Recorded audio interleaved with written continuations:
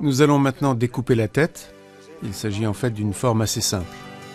La première tête que j'ai fabriquée en bois à l'âge de 14 ans avait déjà cette forme. Et j'avais découpé le nez et les oreilles à partir d'une feuille de papier. Les lignes sont tracées, puis on arrive à ce genre de forme.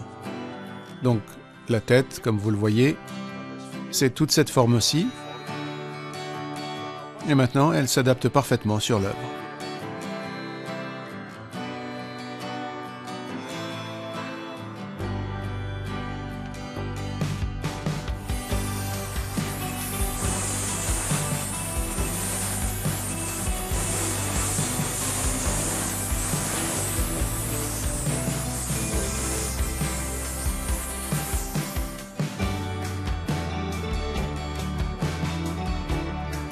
Vous voyez, petit à petit, on laisse le cuivre flotter et fondre jusqu'à obtenir ce qu'on souhaite. Voilà, nous allons immerger tout ça. Nous allons maintenant forger les bras, donc la longueur des bras. Quand on regarde un corps, on arrive jusqu'au genou. Nous allons donc mesurer de l'épaule. Disons que nous avons les genoux à peu près ici, ou un peu plus haut. Cela fait 33-34 cm. Nous allons donc forger 2 bras. Il en faut évidemment 2. Je vais donc découper un morceau de 68 cm.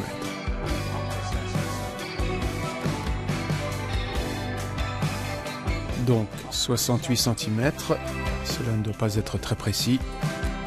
Disons que c'est à peu près là.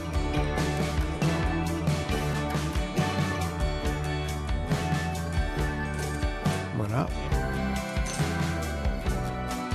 Nous avons maintenant une tige de cuivre complète que nous allons forger. Vous voyez, c'est bien. C'est à peu près l'épaisseur qui conviendra parfaitement. Nous allons donc faire en sorte de désépaissir pour obtenir quelque chose de fin. Nous allons chauffer au maximum jusqu'à ce que ce soit brûlant, puis forger avec le marteau lourd.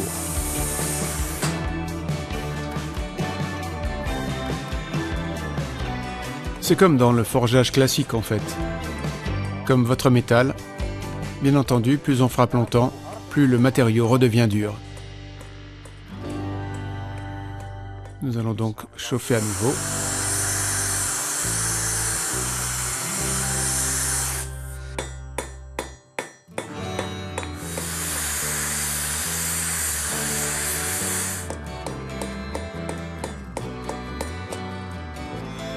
Maintenant, les 2 bras ont à peu près la même longueur.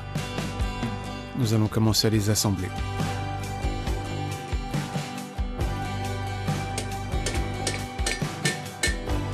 Nous allons maintenant faire fondre. La première chose à chauffer ici est la tige, car c'est ce qui est le plus épais. Ceci ne fait que 2 mm.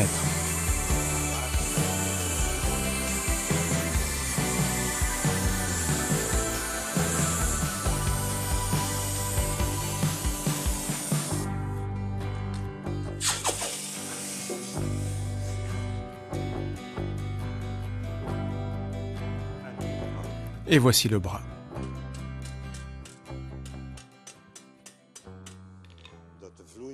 Pour une belle fluidité,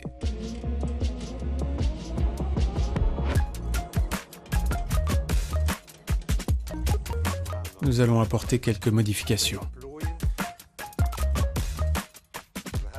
Nous avons réalisé un masque vénitien selon les mêmes techniques de découpage. Le long nez, la forme, les plumes. Et puis il y a eu un peu de rectification pour que nous puissions tourner le bras autour.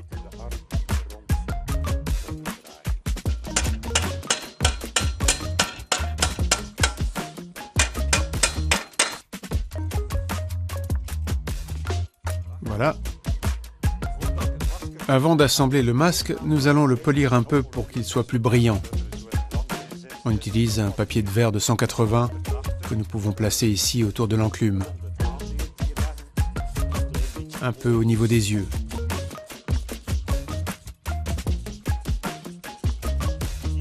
Vous voyez les contrastes. Ici, ces lignes ont été martelées au ciseau. Et on a fait couler du cuivre ici, au milieu. pour créer une sorte de panache, si l'on peut dire.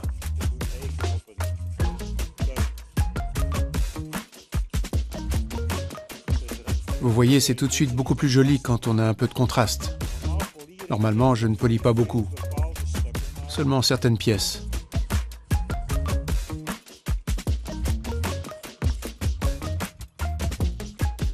Nous allons maintenant polir un peu ici avec un chiffon.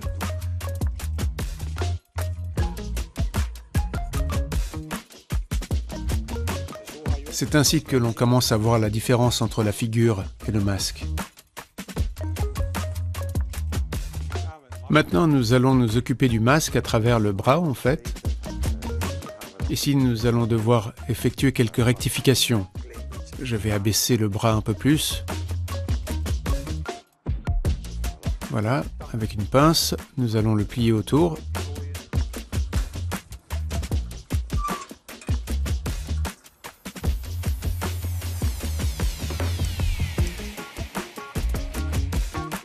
Comme nous l'avons chauffé, il est encore assez souple. Mais bien sûr, plus on travaille longtemps avec, plus c'est dur. Je vais maintenant vérifier que le masque s'emboîte bien sur le visage. Pour qu'il reste bien en place, nous allons le souder avec un matériau d'apport. Je ne fais ça que pour les petites choses, comme ce bras ici. Je n'ai plus besoin de forger dessus de toute façon, mais alors il ne peut plus bouger. Il est bloqué de façon permanente. Il s'agit donc d'une tige dont la température de fusion est plus basse, justement pour assembler des petites choses. Et pour cela, nous allons prendre une mâchoire plus petite. Ça ici, c'est la grande mâchoire. C'est le bon bruit, ça.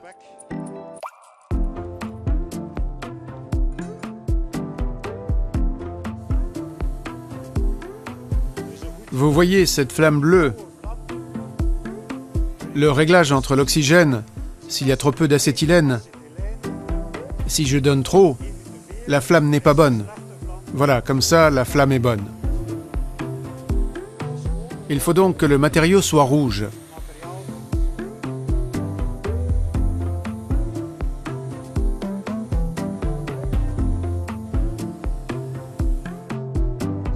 Vous voyez, maintenant c'est fixé. C'est du métal en fait. Il s'agit d'un alliage de cuivre et on peut constater une légère différence. C'est pourquoi je ne l'utilise normalement dans mes travaux que pour les petites pièces. Là, je coupe l'oxygène et l'acétylène, comme ça on est sûr de ne pas oublier. En effet, il faut faire attention, il s'agit quand même d'un produit inflammable. Il faut donc toujours privilégier la sécurité.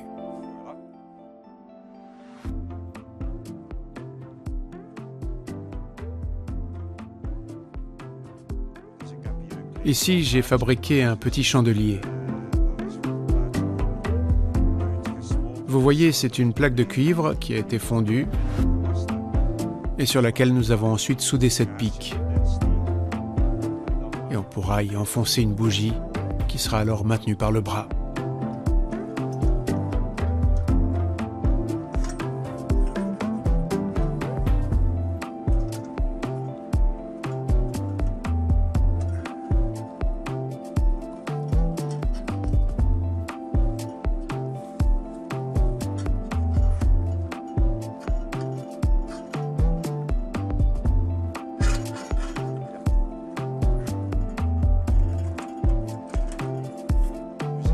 Nous voyons maintenant le mouvement vertical, le mouvement horizontal, le mouvement des épaules.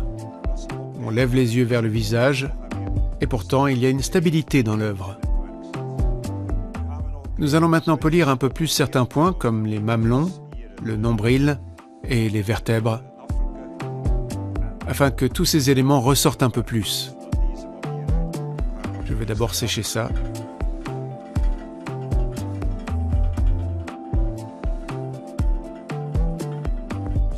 Vous voyez, nous n'allons surtout pas nous débarrasser de cette couleur. C'est une belle teinte bleu-vert. Le but est juste de faire ressortir les détails.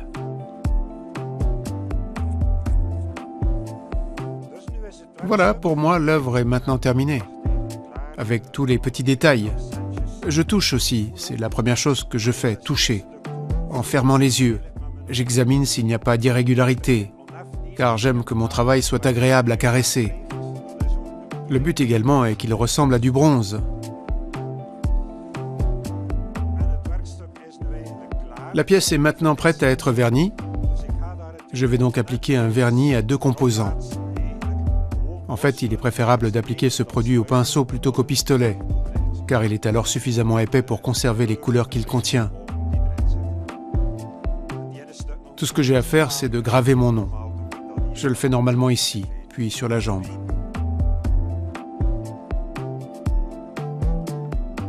Voilà, c'est terminé. Voici la sculpture de Luc selon la technique de fonte de cuivre. Vous maîtrisez une technique parfaitement?